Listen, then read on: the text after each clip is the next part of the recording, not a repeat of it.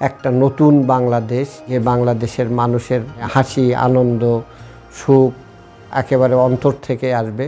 আজকে সবার জন্য একটা খুব খুশির এবং আনন্দের দিন।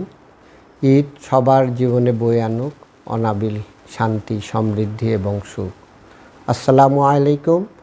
আমি ডক্টর শেখ বখতিয়ার উদ্দিন, উপাচার্য, মেহেরপুর বিশ্ববিদ্যালয়, মেহেরপুর।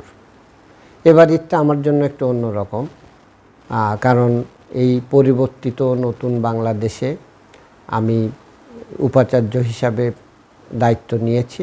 এর আগে আমি চট্টগ্রাম বিশ্ববিদ্যালয়ের উদ্ভিদ বিজ্ঞান বিভাগে সভাপতি হিসাবে কর্মরত ছিলাম।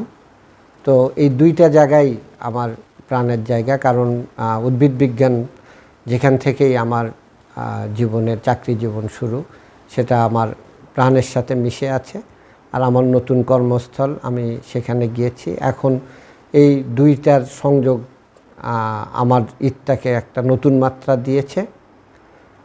তো এই যে দীর্ঘ 1 মাস আমরা সিয়াম সাধনা করেছি, এটার মধ্যে থেকে আমাদের যে শিক্ষা, যে ত্যাগের শিক্ষা এবং রমজানের যে সমস্ত শিক্ষা আছে, এই শিক্ষাগুলো নিয়ে আমরা নতুন একটা বাংলাদেশ গড়ব, এটাই আমার প্রত্যাশা।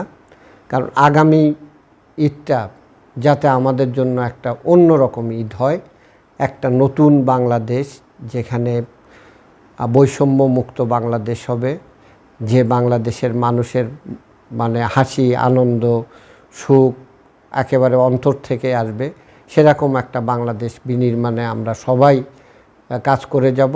আজকের ঈদের দিনে এটাই হোক আমাদের অঙ্গীকার।